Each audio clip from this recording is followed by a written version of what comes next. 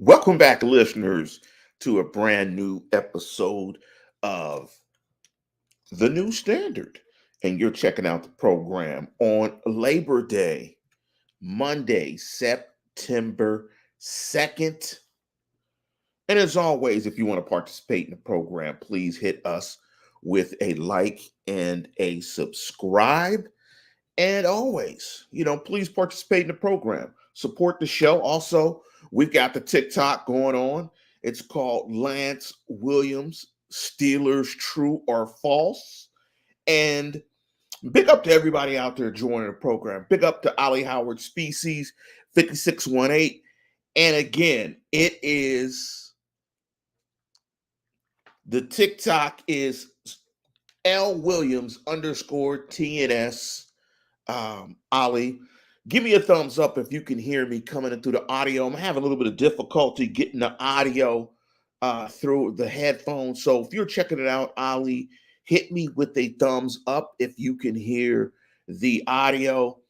This program, and always, we put the podcast out there. You can find the pod however you get your podcast. You can find it. Just do a search for The New Standard. This is one of my favorite shows of the year. And thank you, Ollie Howard Species, for that. This is one of my favorite shows of the year. And this is my game by game prediction show. And we're going to just start from the top. And I'm going to give you kind of the criteria I use when I look at a schedule. And Mike Sando of The Athletic did a fantastic article, and he does it every year, where he profiles and interviews a bunch of GMs, a bunch of players, a bunch of coaches, and they rank the quarterbacks in a tier system. And what he then does is, so the tiers go from 1 to 5, 1 being best, 5 being the worst. And then what he does is he takes the tiers and he averages the tiers of quarterback. He gives you an average tier quarterback score. And this is fantastic because I've always said it that largely you are going to have difficulty winning when you go into games and your quarterback is not the best quarterback. That going into any matchup with the best quarterback gives you an advantage in that particular game. So even if you have holes in other areas of your roster, if you have the better quarterback, in my opinion, that gives you a significant advantage to win the game. Now, what he also did was, and I don't know if it was Sando who did it. Let me get the. Yeah, it was Sando. Sando did the second article. This is on the Athletic, ranking 2024 NFL schedule by opposing QBs. I've always looked at the schedule and I've tried to rank difficulty of schedule by the quality of quarterbacks you play. Not some of this other stuff, home and away, and this, that, and this algorithm and that rhythms that they come up with to come up with this stuff. I just try to look at, are you playing good quarterbacks week in, week out? Are you playing them back to back? Are you playing them away? Are you not getting them at home? And how does that look opposed to your quarterback? And looking at the quarterback tiers and looking at the Steelers' schedule, according to Mike Sando, and in terms of quarterback tiers, the Steelers play the average quarterback tier of 2.42, meaning when you average the quarterback tiers of everybody that they play, the number is 2.5. 2.5. The only two teams that play tougher sets of quarterbacks are the Patriots, whose quarterback tier, the average is 2.27, and the Raiders, 2.4. Now, let me take it back just a step. and take a look at the quarterback tiers. Now, in tier 2, let me give you who's in tier 1. Patrick Mahomes, Joe Burrow, and Josh Allen. In tier 2, Lamar Jackson, Matthew Stafford, Justin Herbert, Aaron Rodgers, CJ Stroud, Dak Prescott, Jared Goff, and Jalen Hurts, Brock Purdy, Kirk Cousins, and Jordan Love. So the Steelers and the 2.5 number that they had is the equivalent of Jordan Love, who's the lowest tiered 2 guy at 2.5. And so what that is telling you, when you look at the Steelers, and as I break down their schedule and break down and predict their schedule, 2.42. Let me go back to that again. That is saying they are basically playing Kirk Cousins, Jordan Love tier quarterbacks the entire season, that they don't get breaks at the quarterback position. Let me jump into this thought by Ali Howard Species 5618. Usually you can look at the game time picture for the winner. If you don't have a QB in the pick, it's going to be a long day. That's a great one, Ali Howard Species. That is an absolute great one. You know, like, for instance, let me give you an example of what Ali Howard means. Game 1, the Steelers play the Atlanta Falcons. You're going to see Kirk Cousins in the picture. True or false? You will see TJ Watt in the game time graphic. Basically, TJ Watt will be the number 1 guy that they're selling in that matchup to make it seem like it's compelling. So I get absolutely what our Ali Howard Species is saying. So according to Mike Sando, Steelers play the 3rd toughest quarterback schedule in the league. And so I'm going to just go into a strength of schedule real quick. And a guy does a fantastic job. I like his website, Will Sharp Football Analysis. And he has as follows, that the toughest schedules in 2024 are the Steelers, the Patriots, the Browns, the Ravens, and the Vikings. And let's jump right into it. Again, listeners, you're checking out the new standard. We're going to break down and we're going to break into this prediction and break everything down. So week 1, Steelers at Atlanta. Tier 2 quarterback matchup versus a tier 3. And Wilson is tier 3. Let me just throw that in there. I know I didn't say that, but Wilson is tier 3. What's up, Kenneth McNair Jr.? What's up, KMJ, DJ of Run DMC? And so game number 1, and in my opinion, the first game of the season is the hardest game of the year to predict. When you're looking at the Steelers, they have offensive line issues. Seumalo is out. Spencer Anderson is probably going to start at the left guard position, and we'll be doing a breakdown show. Well, I'll give you my actual prediction and my analysis of the game. I think that's going to be coming out maybe tomorrow or maybe Wednesday. Look for that. We're going to predict the show on there as well, and I'm going to break the game down. You got a tier 3 Wilson versus a tier 2 in Cousins. You have 2 quarterbacks in new offenses. You have a Kirk Cousins who has not played since the ruptured Achilles. This is going to be a very tough game. I think this is going to be a very tough game because the Steelers' offensive line is in flux. It's a new offensive line. You got a new system. I think it's going to be tough for all those new places in play. I think familiarity killed the cat. There's some familiarity there between the Falcons and Arthur Smith and vice versa. I think this is going to be a tough contest for the Steelers to win. I say the Steelers lose game 1. Week 2, the Steelers at the Broncos. The only quarterback room in the National Football League that is worse than the Steelers. Let me stop. Let me be positive. Let me not say worse. Let me say the only quarterback in the National Football League with more questions than the Steelers are the Broncos. You got a tier 3 versus a tier 4 matchup in Bo Nix. I think the Steelers cover the spread. I think they go to Denver, which typically is a tough place for the Steelers to play when they go out west. I think they go out there and bang the Broncos and get off to a 1-1 start. Week 3, the Steelers at home against the Chargers.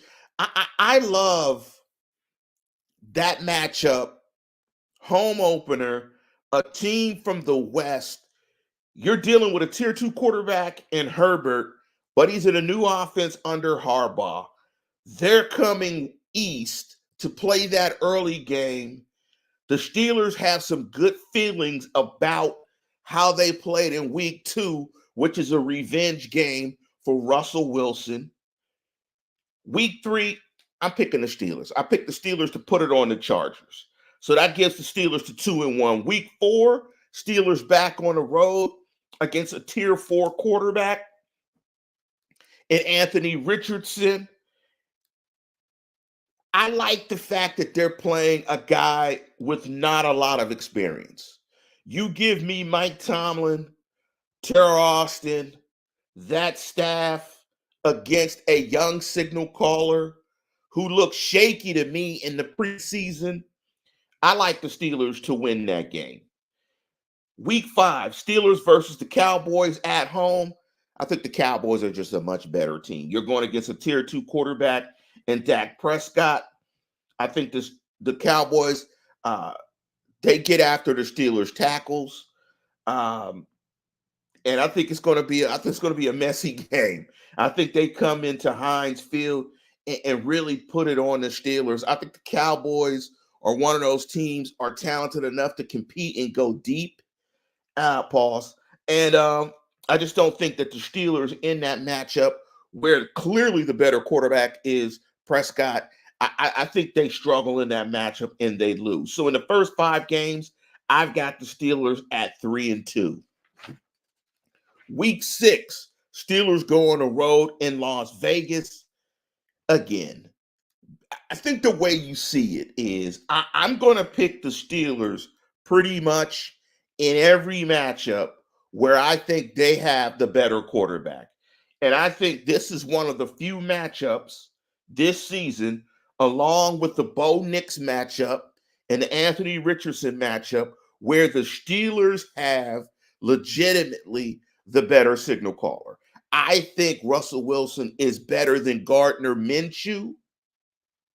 So I like the Steelers to go to Vegas and get that dub and pick up to Allie Howard species. Lance picked a week 1 loss last year, so we should be good. You should be good. So I'm picking a Steeler win there. Week 7, Steelers against the Jets. I think the Jets are just a better team. You're going up against a tier 2 quarterback if he's still healthy at time, and Aaron Rodgers. I love the Jets defense. You've got Sauce Gardner. You've got a solid secondary. Steelers really don't have. And hopefully at this point in time, by week 7, they've identified a number 2 target. But I think that Jets game at home, even though it's at home, will be a tough one. I'm going to go with the Jets to get that win. So the Steelers lose that game. Week 8, Steelers versus the Giants. It's like the Steelers versus the Steelers. Mars versus the Rooneys. There's family ties in this game as both families are somewhat related to each other. This is another game where the Giants quarterback is ass. Daniel Jones is absolute ass. He is a tier 4 guy. When you got a tier 4 guy on the road, that's the type of team that you should pound, you should hammer, and you should beat. And I think the Steelers do that. Again, listeners, you're checking out the new standard. We are doing the Steelers 2024 game-by-game predictions. So at this point in the season, with the Steelers wins against Vegas and the Giants and the loss against the Jets. At this point in the season, I have the Steelers at 5-3 going into week 9 is the bye. Going into week 10, they play another young signal caller and Daniels. Even though that game is on the road, after a bye on the road against a young signal caller, I like the Steelers to go into Washington and tear Daniels up. I like the Steelers to get that win, putting the Steelers at 6-3. Week 11 against the Ravens at home, tier 3 versus tier 2 in Lamar Jackson. And the Steelers have a certain way in which they make the picture difficult for Lamar. Lamar struggles against the Steelers, although they had a lot of drops against the Steelers in the game last year. But if you can beat the Ravens with Kenny Pickett, I think you can beat the Ravens with Russell Wilson or Justin Fields. I'm going to go with the Steelers to get the win. And in week 11, that bumps the Steelers to 7-3. The Steelers play the Browns next at the Browns. Deshaun Watson is not a good quarterback. I fully expect the Steelers to beat the Browns twice. I don't trust the Browns. One thing that the Browns do well, they run the ball well. If Chubb is healthy and they get after it, it's going to be an interesting matchup. TJ versus Myles Garrett, the battle of the two best pass rushers in the National Football League. Hopefully by week 12, the tackle issue on the Steelers offensive line has sorted itself out, but Deshaun Watson is ass. So I'm absolutely picking the Steelers to win that game. Week 12, I got the Steelers at 8-3. Now, this part of the season is when the Steelers' schedule gets hella tough. And hella is an Oakland term in the Bay. Big up to everybody out there listening to the program. Please give me your predictions if you are on the chat right now. What will the Steelers finish? Right now, I got them 8-3 going into week 13. Give me your predictions. So we got the Steelers at the Bengals. Steelers facing their first tier 1 guy of the season in Joe Burrow. The only way the Steelers win this game against the Bengals is if Joe Burrow is hurt. A lot of things would suggest that he will not make it this far healthy because he gets hurt typically. If he's healthy, assuming he's healthy, I like the Bengals to win. I think it's just going to be very tough on the road against Cincinnati, against a Signal 1 caller. I'm assuming Chase is going to be back. They're going to have all their weapons. That's a tough game to go on the road and beat Cincinnati. I'm picking the Steelers to beat the Browns in week 14, moving the Steelers to 9-4. And again, if I have to pick a game and Deshaun Watson is playing, he's ass. Again, pause. Ass. He is booty chops. I am picking the Steelers to beat Deshaun Watson every which way but loose. Week 15, week 16, week 17, that is the torture chamber for the Steelers late in the year. They don't typically do well against the Eagles. The Eagles are one of the most talented rosters in the National Football League. That's an L. Although the Steelers have done very well against the Ravens, I think they're 7-1 against the Ravens in the last 8. I think they split. I think it's tough for them to go to Baltimore and get that win. I think Baltimore will be playing for something, and that's a tier 2 matchups as well against Jalen Hurts and against Lamar Jackson. Last but not least, you play the baby goat, the baby Billy, and Patrick Mahomes, tier 1 quarterback, best in the game, on the already a Hall of Famer. And the Chiefs will be playing for the 1 seed, I believe so, when they travel. And all these last 3 games are on the road as well. Traveling to Kansas City, that's an ass whooping waiting to happen. So I like the Chiefs to win that game. I think the Steelers drop their last 3 games. And if I count this up correctly, I got the Steelers winning. I got the Steelers at 10-7. 1, 2, 3. That's 3 wins, 4. So I got the Steelers beating the Chargers in week beating the Broncos week 2, the Chargers week 3, the Colts week 4, the Raiders week 6, the Giants week 8, Washington week 10, the Ravens week 11, the Browns week 12, and I've got them beating the Browns week 14. So I have them at 9-8. I thought I had them at 10-7. I have the Steelers at 9-8. Again, I think the back half of that schedule is very tough. They do not get quarterback breaks this season. I think if the ball bounces a certain way, maybe this is 10-7. I think 10-7 is the numbers. If they can get to 10-7, that's the number 7 seed. I think the number 7 seed is possibly in the book. But again, a lot of these seasons are looking the same. I mean, honestly. A lot of these seasons are looking the same.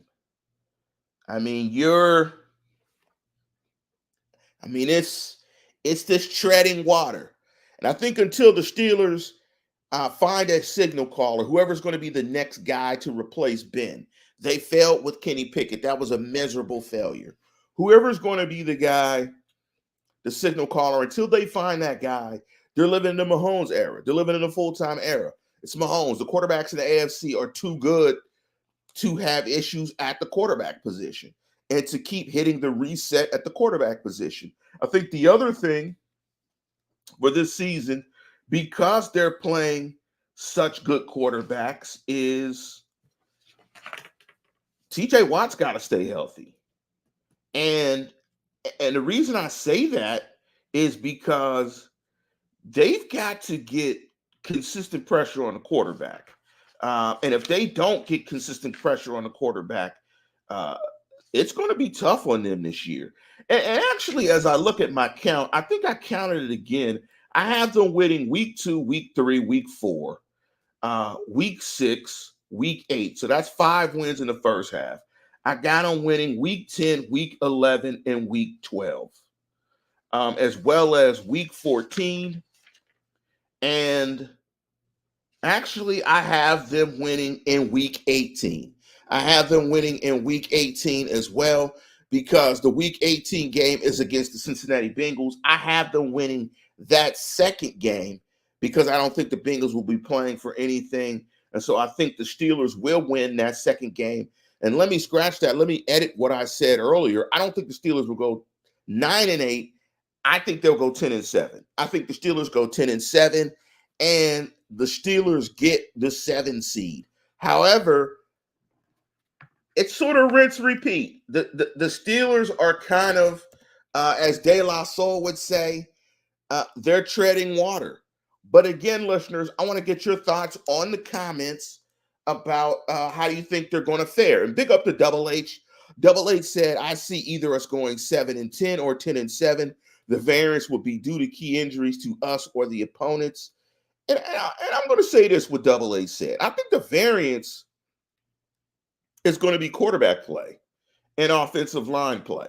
I think the two biggest issues on the offensive side of football is quarterback play, offensive line play, and who will be the number 2 wide receiver to emerge on the team. Because I think Freiermuth is going to be the number 2 receiving target, but who's going to be that third guy, that third target, or that number 2 wide receiver? Who is that? Who's that? Is that person going to emerge? So I think right now, though, that the Steelers are in an era until they get a young signal caller that they feel confident. Well, let me just say this. Let me take a step back. Steelers go 10-7. Do you think, and let me ask you this in a true or false, and make sure you check out the true or false TikTok. Do a search for Lance or L Williams _TNS. I put TikToks out there. I put true or falses out there. And again, you're checking out the new standard Steelers 2024 game-by-game predictions. What's your confidence level, listeners, in Mike Tomlin developing a young quarterback? I just want to throw that out there and give me your thoughts. Please respond in the chat if you must. Give me your thoughts on him developing a young signal caller. But again, I think the Steelers finish 10-7 in a battle for the number 7 seed. If they finish 10-7, get the 7 seed, I think it'll look very much like last year. They get bounced by the 2 seed in a non-competitive game. And the Steelers are essentially in the same place, in the same position as last year, record-wise. However, I will say this. If the Steelers finish 10-7, and at the end of the year, the 2 young tackles and Frazier are starting, they take a step forward in 2025.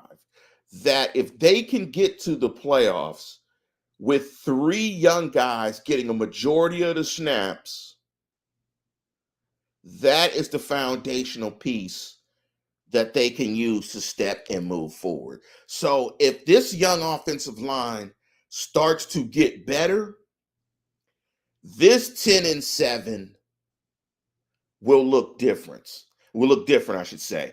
Double H says also say Mike T develops defensive players, not QBs. He's a defensive specialist. I think that's a fair comment. I mean, looking at the lack of development of Kenny Little Phalanges. So I think that's fair. Mike T said 20% belief in Tomlin developing a QB. I think that's fair. When you get off of a first-round draft pick in 2 seasons, that's an indictment. Many coaches would not survive that. That means you got it completely wrong. Allie Howard Species 56118 said 12-5. We hold the coach tier advantage, and that overcomes a lot. That's interesting. That's very interesting. I think I'm going to do that when I do my predictions in the future. I'm going to hold the coaching tier. And so while Ali is listening to the show, what games do you think, as you're listening to the show, do you think the Steelers are at a coaching disadvantage? I'm going to go through the schedule real quick. I'd give the Steelers the advantage against the Bengals in both matchups, at a disadvantage against the Chiefs. I'd say it's a push against the Ravens. I think they get the advantage against the Eagles. I think he has the advantage against the Browns. I think if you look at the matchup between the Bengals, again, I think he has the advantage against the Browns. It's a push against the Ravens. I think he has the advantage against Washington, the Giants, the Jets, Vegas, as well as I think he has the advantage against Atlanta. I think it's a push against the Broncos. I just think the Broncos don't have any talent. I think he has the advantage against the Chargers, the Colts, and the Cowboys. And so Holly Howard said he wanted to go 17-0. Hey, stand on that, baby. Stand on the 17-0. You can go 17-0 if you want. He was going to go 17-0. But again, I'm picking the Steelers to go 10-7. I think they finish with the 7 seed. But I think this 10-7 will be different because I think the foundation of the offense, the offensive line, will be built. They will no longer have issues at the tackle position. And I think that the center position will be solved. So that interior will go a long way of being solved. And I think this 10-7 will put them a lot more forward and it'll look much more different than some of the 10-7s that we saw in the past. But with that, we're going to conclude the program. And as always, tune in, tell a friend, and subscribe. Go Steelers.